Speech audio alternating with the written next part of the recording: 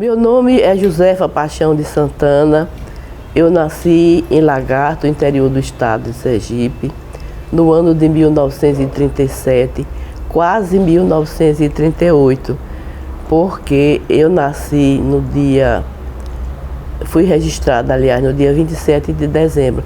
Só por causa de 3 diazinhos, eu teria nascido em 38 e tinha um ano a menos de idade. E seria bem melhor para mim, não é? Pelo menos eu iludi a humanidade com um ano a menos. Pois bem, meus pais são Francilino de Santana e Maria da Paixão de Jesus. Eu fiz o curso primário em Lagarto. Ao terminar o curso primário, lá não havia o ginásio, naquela época era ginásio. Só tinha um curso lá do ginásio que era o das religiosas. Mas era caro para as nossas condições naquela época. Aí minha mãe, aliás, resolveu vir para aqui, para que eu tivesse possibilidade de continuar os estudos. Nós viemos para aqui e naquela época havia o exame de admissão. Era um vestibularzinho para você entrar no ginásio. Você terminava o curso primário, mas você não ingressava no ginásio. Tinha que submeter ao exame de admissão, chamava exame de admissão ao ginásio. Eu fiz esse exame de admissão e apesar de ter vindo do interior, eu consegui ser aprovada e não perdi um ano. Já iniciei no ginásio. Naquela época chamava Instituto de Educação Rui Barbosa, a antiga Escola Normal Rui Barbosa. Ela tinha um curso de especialização para professoras. Depois que você terminava o ginásio, você fazia o curso pedagógico, era esse o nome. E aí agora, do curso pedagógico, você já saía professora. Mas em vez do pedagógico, eu optei por fazer o curso científico do Ateneu. Só que, na verdade, eu escolhi errado, eu devia ter escolhido o clássico, que era um curso voltado para humanidades. O científico era voltado para as ciências exatas. Tanto assim que eu estudei matemática, física, química, essa coisa toda de preparação para as ciências exatas. Eu não precisava ter sofrido tanto. Eu podia muito bem ter feito o clássico numa boa, numa ótima, para estudar inglês, espanhol, essas coisas, português. Mas eu escolhi o científico, eu também não entendia disso, né? Achei que era muito bom e tal. E realmente me dei bem porque fiz o científico. E deu tudo certo.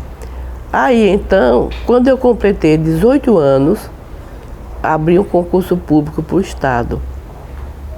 Eu fiz o concurso para o Estado e fui aprovada, mercê de Deus, com nota 10 no concurso. Quando eu fui me apresentar ao secretário da Educação, ele perguntou onde eu queria trabalhar. Pense. Mas eu, sem nenhuma experiência de vida, fiquei com medo de dizer, eu quero tal colégio, eu quero tal isso. E ele dizer, mas esse está completo, você não pode. E eu perder o meu concurso, né? Você vê como eu não tinha experiência. A minha preocupação era essa. Eu achei que era melhor não preferir nada, deixar que ele resolvesse. E ele resolveu. Só que resolveu numa situação desfavorável para mim. Porque perto da minha casa, eu morava na rua de Itapuranga com o parque. E tinha o grupo Manuel Luiz, que era ali na Praça da Bandeira. E na rua da frente, com a rua de Buquim, ali, tinha outro grupo que era eu esqueci agora o nome, mas era um grupo escolar também. Você vê 2 chances pertinho da minha casa. Eu podia muito bem ter optado, mas tive medo. Pensei, depois eu não tenho vaga e eu perco meu concurso. Não, para onde o senhor mandar, eu vou satisfeita. Ele aí me botou para o Rodrigues Dória. Rodrigues Dória, que era um grupo escolar, deve ter ainda, ali juntinho do INPS da Rua de Bahia. Veja, para quem estava um grupo na porta de casa, na Praça da Bandeira, ou na Rua da Frente com o Buquim, dentro de casa. Eu ia agora me largar lá para esse fim de mundo. E ia a pé, porque não podia pagar transporte. Se eu pagasse transporte, acabava o dinheiro. Então eu ia a pé e voltava. Só que nessa época eu estudava no Ateneu. Eu não tinha concluído o curso científico. E cheguei lá, me apresentei, a diretora me mandou para uma turma que estava sem professora. E eram as meninas tudo da minha idade, viu? Tudo da minha idade, não sei porquê. Aí eu fiquei nessa turma e tal. E havia um mal-estar com a diretora, eu não sei por que razão, mas havia. As professoras faziam aquela guerrinha contra a diretora. Tocavam o sino para começar a aula. Ao invés de cada qual ir para a sua sala, como era a obrigação, ficavam no corredor batendo papo. Por causa de problema com a diretora, que eu nunca soube que problema era. Também eu não era curiosa, não. E aí, passado algum tempo, a diretora me chamou, mandou um recado, queria falar comigo. Eu fiquei agoniada, meu Deus, o que será? E o que foi que eu fiz errado? Eu procurava saber, meu Deus, o que foi? Mas não me acudia nada à memória. Eu digo, bom, vou ter que ir, vamos embora. Cheguei lá, ela perguntou, você ainda estuda? Eu disse, estudo, sim senhora. Ajuda onde? No Ateneu. Você faz o que no Ateneu? Eu digo, eu faço o curso científico. E que hora é a sua aula? Eu disse, de 1 às 6. Olha, lá era de 11 às 3. Eu saí de lá 3 horas, acabou. E o Ateneu era exigente. Você tinha que chegar antes de 1 hora. Se você chegasse 1h05, o portão estava fechado. Só amanhã. Porque não tinha essa de desculpa, não. Fechou o portão, o responsável ia-se embora. O portão ficava lá fechado. Minha filha, você está perdendo aula. Eu disse, eu estou, sim senhora. Mas por que você não me disse? Eu disse, não, a senhora não perguntou, mas eu não podia perguntar. Como é que ela podia perguntar? Trabalhar. Não, e ela não sabia de nada disso, né? Você veja como sempre teve gente boa no mundo, viu? Tem até piorado, eu acho, mas sempre teve. Ela então me disse, olha, a partir de amanhã não tem turma vaga no turno da manhã. Mas você vai vir para ajudar a professora Maria do Carmo, que ela tem uma classe grande e tudo de meninos pequenos. Menino pequeno dá mais trabalho, né? Você vai ficar ajudando a ela até que haja uma nova situação. Aí foi beleza. Eu saía de lá 11 horas, 15 para as 11, né? Vinha a pé, chegava em casa, tomava meu banho, trocava de roupa, almoçava e pegava o portão do Ateneu aberto. Aí foi uma maravilha, viu? Meu dinheirinho todo no meu bolso, direitinho, e eu fazendo meu curso científico. Lá para as quantas, a diretora me chama de novo e me disse, olha, eu soube que você estudou conservatório de música. Eu disse, foi, sim senhora, eu tenho o diploma do conservatório. Minha filha, se você me dissesse isso, eu tinha uma situação melhor para você. Eu disse, como assim? Ela disse, olha, aqui eu não posso lhe colocar como professora de música, porque já tem, a vaga está preenchida. Mas no bairro industrial, a diretora é muito minha amiga e lá não tem professor de música. Eu vou falar com ela e você, para ela colocar você lá, porque aí fica muito bom. O professor de música trabalha 2 horas. Olha, a aula começava às 7, às 9 eu estava livre. Ia para casa a pé, mas aí era uma vantagem muito grande para mim. Eu continuava morando no parque e fiquei lá. A própria diretora resolveu tudo com a Secretaria de Educação, arrumou tudo. Eu só recebi o recado. Olha, a partir de amanhã você se apresenta lá no Rodrigues Doria. Não, Rodrigues Doria não. Augusto Ferraz, que é o grupo escolar daqui do bairro industrial.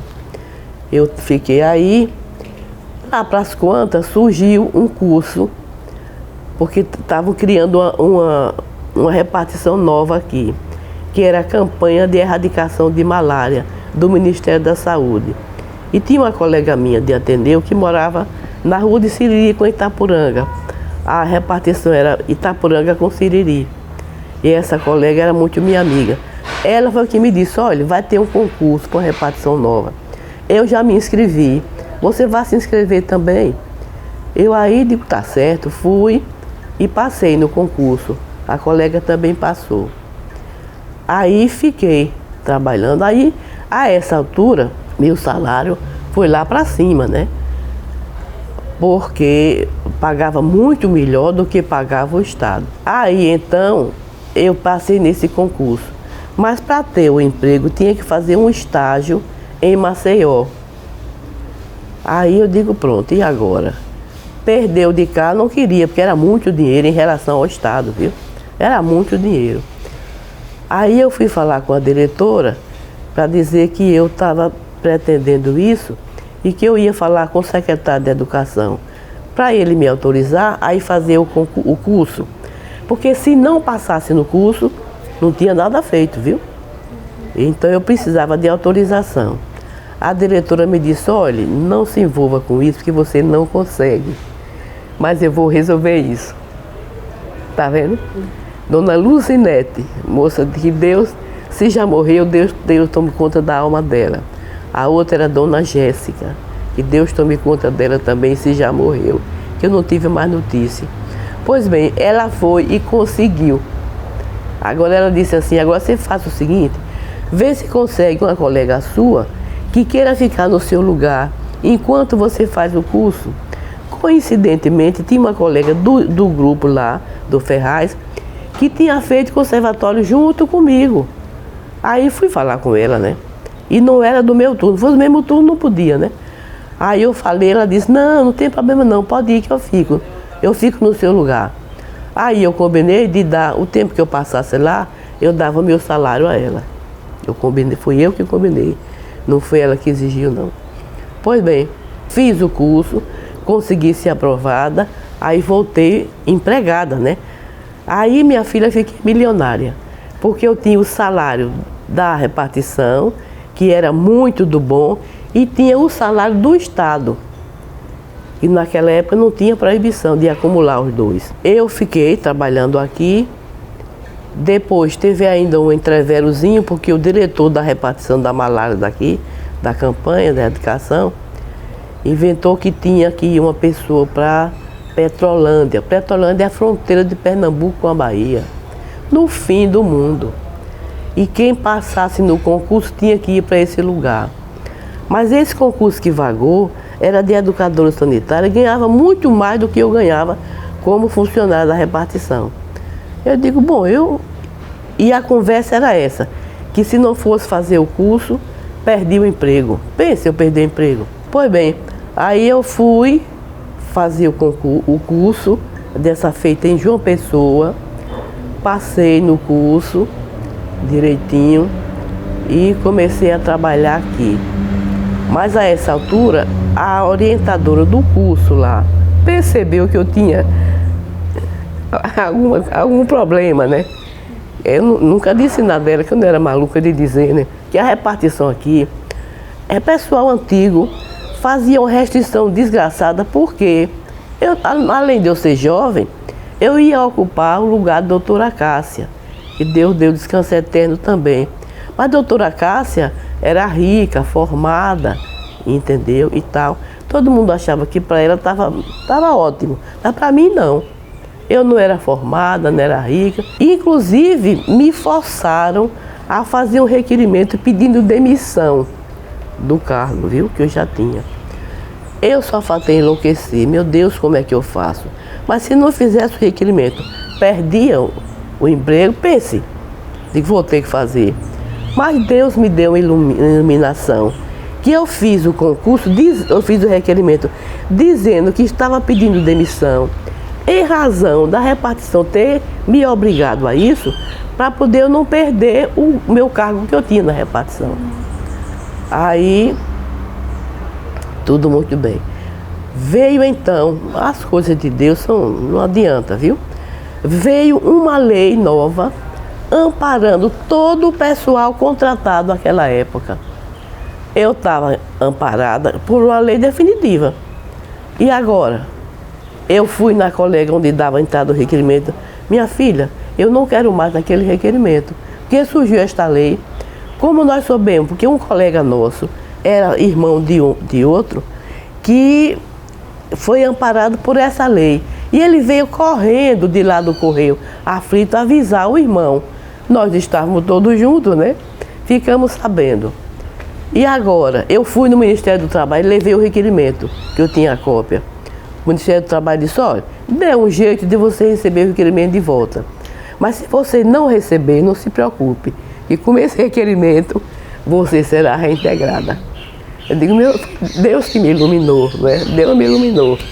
Pronto, eu vim, aí foi aquela complicação, terminou eles fazendo uma consulta à superintendência. A superintendência respondeu exatamente isso, que não tinha problema nenhum.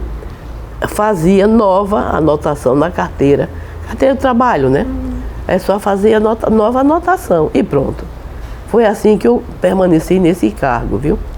E aí fiquei, posteriormente veio uma lei exigindo, como é hoje, que você não pode ter 2 empregos públicos. Veio essa lei e aí eu fui obrigada a pedir demissão do Estado. Mas eu tinha um muito melhor, não fiquei sem nada, né? Pronto, aí a vida continuou, continuei na repartição, veio época de vestibular e eu fiz opção por direito, né? Evidentemente que eu não sabia nada de direito, mas eu me afeiçoava com essa profissão, entendeu? Inclusive no início eu fiz o vestibular para a Escola de Serviço Social e frequentei 1 mês, mas eu vi que eu não me ajustava àquele negócio. Eu pensei, meu Deus, isso não dá certo, que eu não me ajusto com esse tipo de coisa. Aí deixei a Escola de Serviço Social, viu? Que foi um gesto assim, de muita afoiteza, eu acho, hoje. Mas eu não queria aquilo mesmo, para que eu ficar aqui, perdendo meu tempo, não quero. Pronto, veio o vestibular de Direito, eu fiz, e mercê de Deus, fui aprovada. Naquela época, o curso era periódico, não é como hoje, que é semestral, né? Isso foi uma coisa que procuraram fazer. Eu tenho a impressão que foi para poder desacomodar um pouco o movimento estudantil. Eu que penso isso. Eu fui vice-presidente e fui presidente do nosso centro acadêmico. Eu não tinha medo, não. Também talvez fosse pela idade, né? A gente é jovem, é muito afoito, né? O jovem é afoito. Então eu nunca pensei em nada dessas coisas, não. Também eu não vivia fazendo nada errado, né? Como você pega uma pessoa e mata assim a pessoa fazendo nada errado, né? Pois bem, então eu fui vice-presidente e presidente do centro acadêmico. Na verdade, eu tenho da faculdade as melhores recordações. Tive professores excelentes. Professor Gonçalo Hollenberg, que era inclusive diretor da escola. Que homem de bem, viu? Que cidadão. Exemplo de cidadão. É um exemplo a ser seguido. Os professores todos. Professor Valdemar Fortuna, que ensinava direito penal. Uma beleza de professor. Professor Belmiro, que era de direito civil. Cada qual tinha a cadeira por aquele ano, né? Por aquele ano todo. Professor Olavo Leite, também. Todos muito bons professores. Os colegas foram todos muito bons. Eu sempre tive amizade com todos. Agora, depois que a gente sai, minha filha, você sabe como é, né? Cada qual pega seu rumo, um para cá, outro para lá. Eu digo sempre isso, que a vida é, desculpa a expressão grosseira, mas é o que eu tenho para dizer. A vida é sacana. A vida aproxima você das pessoas. E com total falta de cerimônia, lhe afasta. Sem motivo nenhum. Ou porque o amigo foi embora, ou porque você passou a ter um emprego que lhe toma muito tempo, por alguma razão, quando você menos espera, aquele colega está sumido. Você não sabe mais da vida dele. Por exemplo, hoje tem colegas que eu não sei da vida deles mais. Alguns já faleceram e alguns que eu não tive conhecimento de ter morrido, mas também não tenho mais notícias. Não advoguei porque eu não tinha condição de advogar. Você sabe, direito é uma profissão difícil. As pessoas se iludem muito. Nas famílias de mais baixa renda, quando o filho passa em direito, é a glória. Eu já passei por essa experiência. Uma amiga minha, a filha passou em direito e ela veio me contar, feliz da vida. E eu pensando assim, meu Deus do céu, como teria sido melhor para ela e para a filha, se a filha tivesse feito pedagogia, que professor não sobra nunca. É uma profissão que não falta trabalho. Professor e enfermeiro não tem problema nunca, porque você nunca vai ficar desempregado. Direito não é assim. Um colega tinha uma pensão alimentícia para contestar, me pedia, porque ele não podia pagar, eu também não cobrava nada, então fica tudo certo. Porque a gente tinha que comprovar exercício profissional. E essa foi a forma que eu encontrei de poder comprovar o exercício profissional. Pela nossa repartição, a gente trabalhava muito em Itapuranga. A repartição tinha um serviço lá em Itapuranga. E voltando do trabalho, à tarde, a gente ia num jipe da repartição. As coisas naquela época eram muito difíceis, viu? A gente ia para o interior, mas era num jipe, viu? Num jipinho. Quando eu passei no jipe, avistei um professor meu da escola normal, professor Gileno Francisco de Jesus. Ele tinha sido meu professor na escola normal. Aí avistei ele, disse ao motorista, para, deu uma ré, que aquele homem foi meu professor. Aí demos a ré, eu falei, professor, minha filha, você está fazendo por aqui? Eu digo, eu trabalho aqui. E ele estava esperando o ônibus, viu? E esperando o ônibus no ponto, ali onde hoje é um posto de gasolina. Era lugar de esperar o ônibus, estava ali esperando o ônibus. Eu disse, olha, eu estou indo para Aracaju. Se o senhor quiser ir com a gente nesse jipe, eu lhe deixo em casa. Minha filha, que beleza, que maravilha. E veio conosco. Aí perguntando o que é que eu estava fazendo e tal, eu disse que estava aguardando para fazer um concurso de juiz e tal.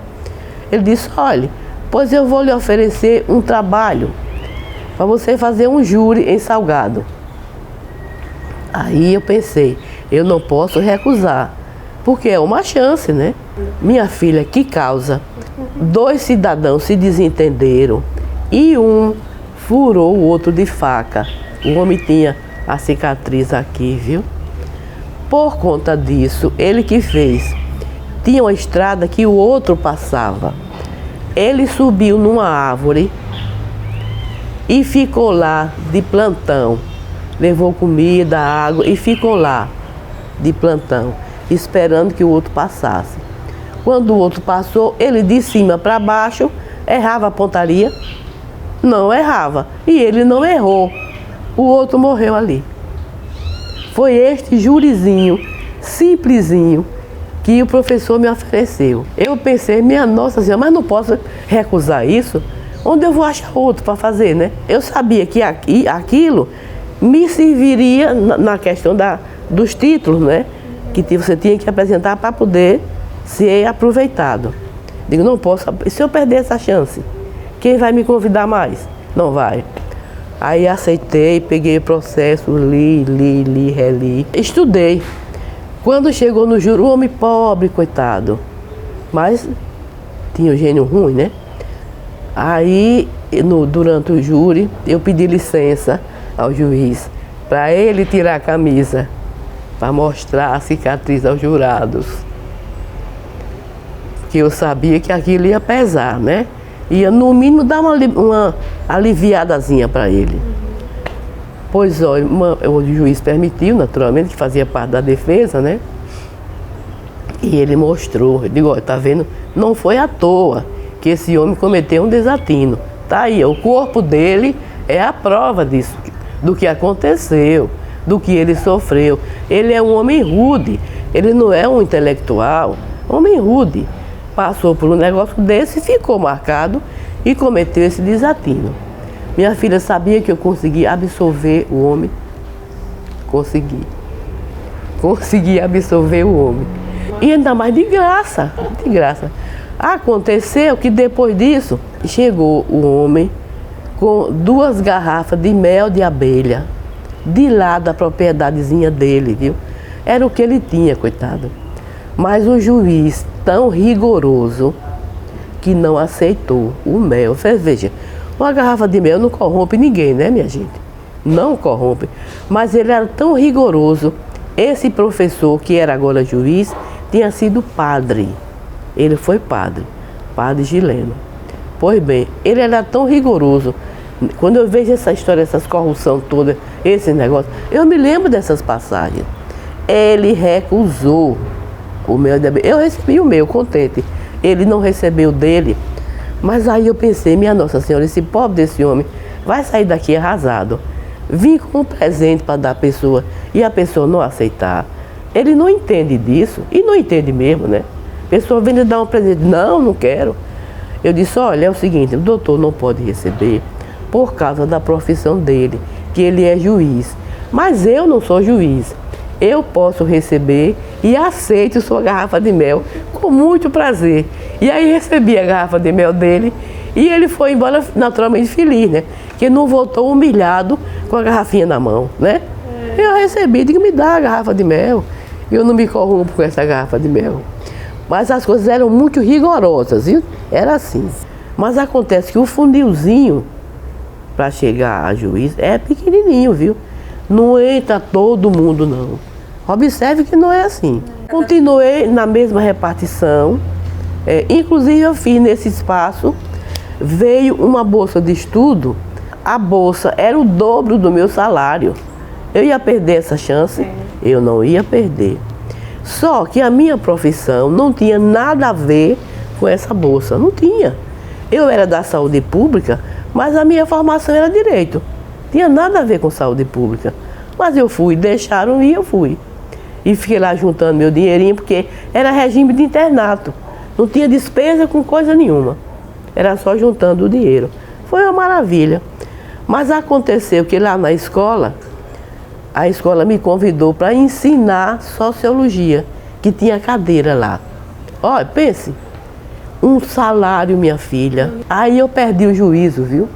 Eu digo, minha Nossa Senhora, o que é que eu faço na minha vida? Um dinheirão desse, mas em compensação, mais nunca eu vou ser juiz, que era o meu desejo, né? Porque eu vou ter que estudar muito, e para ensinar numa escola de saúde pública a nível superior, eu ia ter que me matar de estudar. E uma coisa que eu não tinha interesse nenhum. Pois bem, aí eu fiquei maluca para decidir isso. Se eu aceitava o convite da escola ou se eu vinha para cá com o mesmo saláriozinho. Minha filha, decidi voltar sem nada, viu? Voltar para aqui, sem nada da vida. Lá para as quantas, abri o concurso de juiz. Digo, olha, agora vai. Agora vai. Aí me inscrevi para o concurso, fiz o concurso e graças a Deus passei, viu? Primeira mulher a entrar no judiciário, porque tinha aquele preconceito terrível, né? Mulher não é para isso. Você, olha, antes de eu ser nomeada, teve gente da sociedade aqui que foi ao presidente dizer que ele não me nomeasse, que ele ia se arrepender, que mulher não é para isso. Eu estou dizendo que quem me contou foi o presidente tempos depois, né?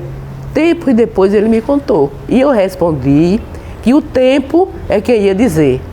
E é verdade, não é? Ele é um homem sábio, desembargador, um exemplo de desembargador a ser seguido, a ser imitado, a ser repetido. Desembargador José Fernandes Prado Vasconcelos. Um homem de bem, que juiz, que exemplo de juiz. A juventude deveria conhecer essas histórias, viu? Ele que me deu posse, foi. O conhecimento jurídico eu tinha, tanto tinha que passei no concurso e em terceiro lugar, viu? Em terceiro lugar, na minha frente, só passou um juiz da Bahia, que foi desembargador Gilson Góes Soares. Ele era juiz na Bahia, mas queria ficar perto da família dele, né? Teve o concurso, ele fez e passou em primeiro lugar. O segundo lugar foi o desembargador José Antônio de Andrade Góes, meu colega de turma de faculdade. Ele passou em segundo lugar. O terceiro lugar fui eu. Quando chegou nessa fase que eu fui para a capela, a gente não tinha preparação prévia nenhuma. Era uma dificuldade da justiça. Eu ia terça de manhã e voltava sexta de tarde. E às vezes sábado de manhã. A segunda-feira eu passava aqui, porque ia resolver os meus negócios e os negócios da própria justiça. Por exemplo, a gente tinha um boletim que a gente tinha que encaminhar eu vinha trazer o boletim, ia no tribunal responder um ofício, essa coisa da burocracia. Eu fazia. E resolver também as minhas coisas pessoais, né? Tinha que ter um dia para isso. Mas na terça-feira de manhã, eu estava na minha comarca. Eu tive uma ajuda sensacional. O desembargador Deda, na época, ele ainda não era desembargador, ele era juiz. Salvo engano, de Maruim, parece que sim. Só sei que ele era juiz. E ele morava na rua de Buquim com Santa Luzia. Eu morava em Santa Luzia com Buquim. Então, eu morava pertinho dele. Então, eu fazia o seguinte. Os cartórios me passavam os processos. Quando eu chegava na terça-feira, eu pedia os processos. O que eu conseguia despachar, deixava lá já pronto. O que eu não conseguia, ou eu tinha alguma dúvida, ou eu não sabia mesmo, por alguma razão. Eu não me sentia habilitada a resolver aquilo. Eu trazia para aqui os processos. E ia na casa do desembargador Deda, que na época era juiz. Meu colega, né, portanto. Ele não tinha motivo nenhum para me ser agradável por alguma leniência, nada. Colega, né? Eu ia lá, levava os processos, ele olhava tudo, me dava orientação, como é que eu devia despachar, e melhor ainda, me indicava os nomes dos livros onde eu ia encontrar aquele assunto muito bem para me esclarecer. Eu anotava o nome do livro, o autor do livro. Na segunda-feira, eu estava na livraria comprando os livros. E comprava o livro que ele me orientava. Aí pronto, com a orientação que ele me deu e o que eu lia no livro, beleza, não tinha problema. Despachava meus processos, maravilha. Devo este preço de gratidão profunda ao desembargador Deda. É capaz dele nem se lembrar disso, mas eu me lembro. E demorei muito lá, eu passei quase 9 anos. E de lá eu não fui removida para lugar nenhum. De lá eu só fui promovida para a estância. Eu só conhecia Dona Gilza e seu Fernando Barreto e seu Ariovaldo Barreto, que eram os donos da usina, lá no município de Capela. Era só quem eu conhecia. Mas lá na usina, na cidade, eu não conhecia ninguém. Aliás, eu conhecia um rapaz que fazia parte comigo na escola de música, que era Ruver Barreto, que era sobrinho do senhor Ariovaldo, coincidentemente. No início, o que existia lá era a pensãozinha de Dona Castalha. Era para onde eu tinha que ir, porque não tinha outro lugar. Hoje só tem o hotel de Tony, um hotelzinho, imagine 70. Pois bem, então eu fui para a pensãozinha de Dona Castalha. Claro que era uma coisa muito precária. Era um quartinho que só tinha o espaço da cama e do camiseirozinho assim. Só tinha esse espaço. Ainda o banheiro era no fundo da casa, como toda a casa do interior. E ainda o banheiro separado do sanitário. Não era um espaço só como se faz hoje, né? Tinha o banheiro e do lado o sanitário. Bem, para ir para o banheiro, eu tinha que passar pelo restaurante. Porque as casas do interior antigamente era assim, em U. Tinha esse lado, que era os quartos, tinha isso aqui, que era o restaurante, e do outro lado o mesmo sistema. Então eu tinha que passar pelo restaurante, tinha que passar pronta. Eu não podia ir de robinho tomar banho, como é que pode? Não podia, né? Pois bem, aí o vigário da cidade, que era Monsenhor Heraldo Barbosa, ele era uma pessoa assim muito voltada para os problemas sociais da cidade. E ele viu aquela arrumação, eu acho que ele pensou, isso não está muito bom. Essa moça sozinha, nessa pensãozinha de motorista aí e tal. Falou com as irmãs do colégio, que o colégio tinha internato. Se as irmãs concordavam em me hospedar lá. E elas concordaram. Tanto assim, que realmente na semana seguinte, eu fui morar no colégio. Mas eu pensava que as irmãs iam me dar um módulo das internas, que era internato. Eu pensei, elas vão me dar, mas eu estava, eram meninas do colégio, né? Eu estava muito à vontade, mas que nada, não foi assim. O colégio tinha uma suíte que era para hospedar a irmã provincial, a provincial geral, quando vinha em visita ao colégio. Era um quarto grande, uma sala grande assim, ao lado um quarto também grande e no fundo um banheiro. Pense, que conforto. Para quem estava numa pensãozinha passando por dentro do restaurante para ir no banheiro, foi realmente um luxo, né? Fiquei morando no colégio e para mim foi uma coisa sensacional, foi uma maravilha. Até porque morando no colégio, quem quisesse bancar o engraçadinho não encontrava ambiente, né? Que para falar comigo, tinha que primeiro falar com a irmã da portaria. Para a irmã da portaria me perguntar se eu podia receber. Ia fazer gracinha, não tinha ambiente, não tinha. Como titular, eu só passei Capela e Estância. Tive em várias comarcas, agora como substituta. E para mim, pessoalmente, foi muito importante, porque eu não tive que pedir nada a ninguém, nem incomodar ninguém. Eu fui promovida por antiguidade e vim para Aracaju por antiguidade. Depois, no tribunal, eu fui corregedora. E aí, como corregedora, você é obrigada a visitar as comarcas. E eu observava que cada comarca que eu chegava, sempre tinha ou o juiz, ou o promotor, ou o defensor, ou o escrivão, sempre tinha alguém que foi meu aluno. Sempre tinha. E eu ficava feliz da vida, porque sabia que ali tinha um pouquinho da minha contribuição. O que mais me incentivou a ensinar na universidade foi o fato da preparação intelectual. Porque naquele desespero de tanto processo, a gente não tinha assessor como se tem hoje. Então, naquele mundo de processo, você ficava sem tempo para estudar devidamente as coisas. Depois tem o seguinte, depois de um dia de trabalho, você chega em casa de noite, você tem condição de se trancar num gabinete para estudar, porque tem esse processo, tem aquele? Não teve. Na verdade é essa. Você procura uma solução, na hora que encontra a solução, encerra aquilo.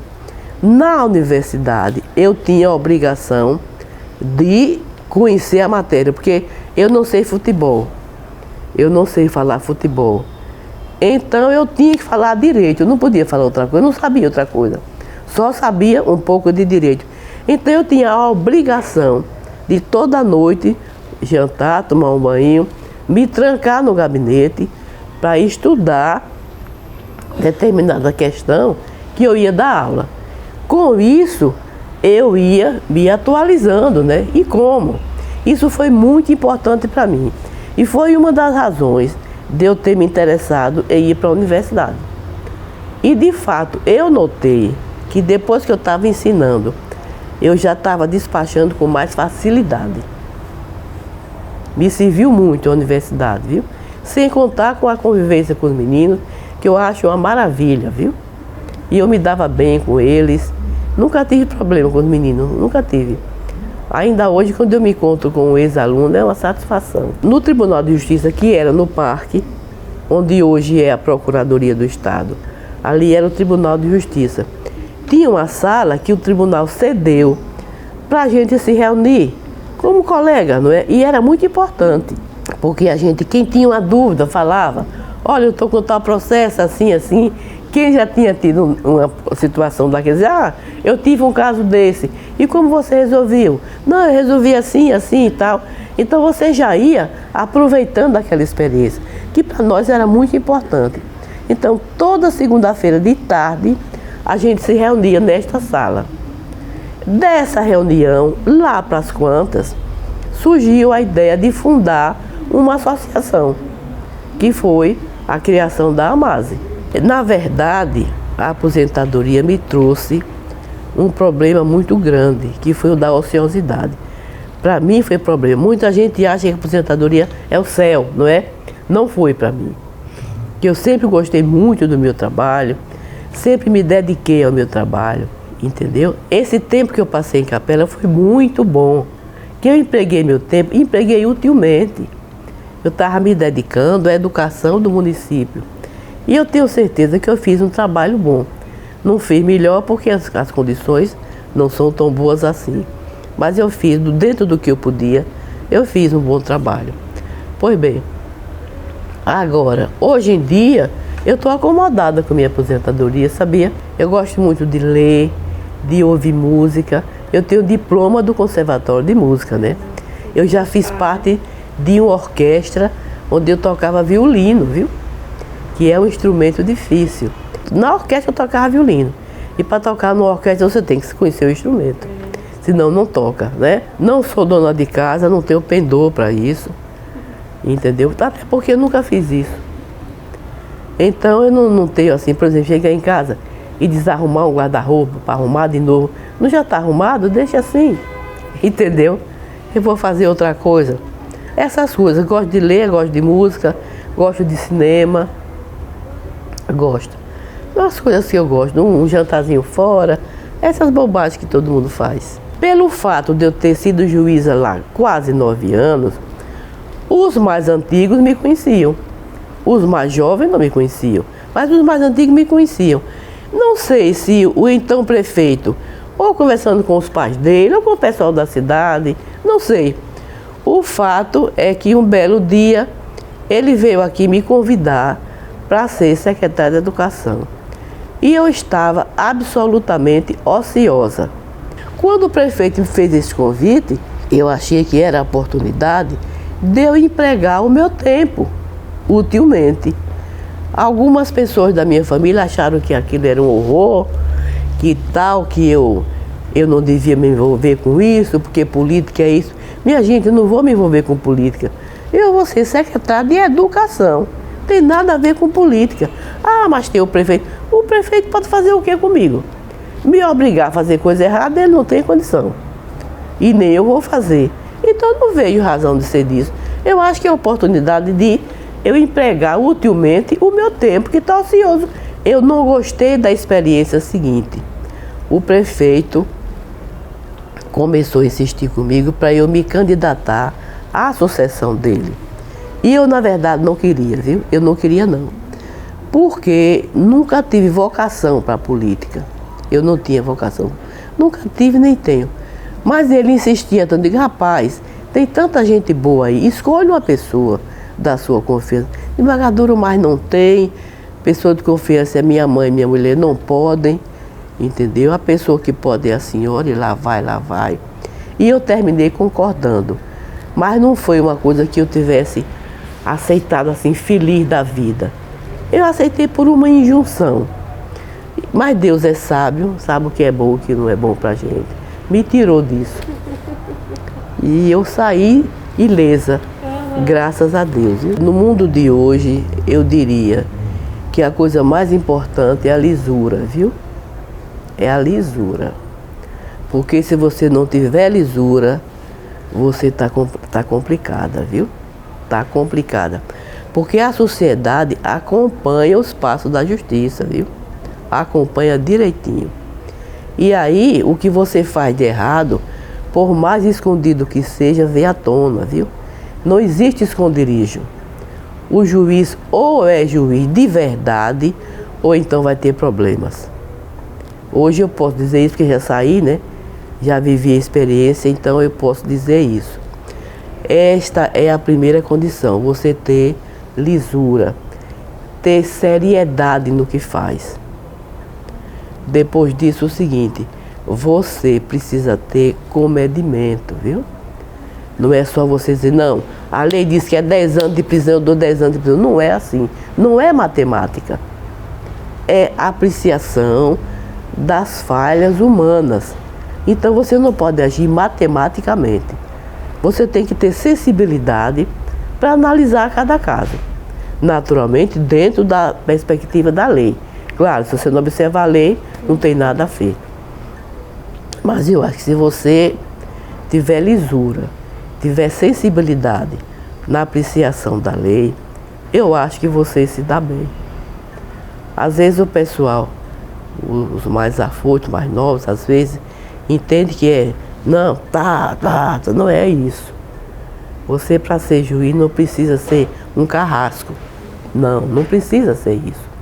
Pelo contrário, se você não, por exemplo, numa comarca do interior mesmo, o juiz tem um papel fundamental, na medida em que ele vivenciar os problemas da comunidade e que procurar resolver esses problemas. Se você tiver tranquilidade, procurar conduzir as coisas com calma, com clareza, com responsabilidade acima de tudo, eu acho que as coisas dão certo.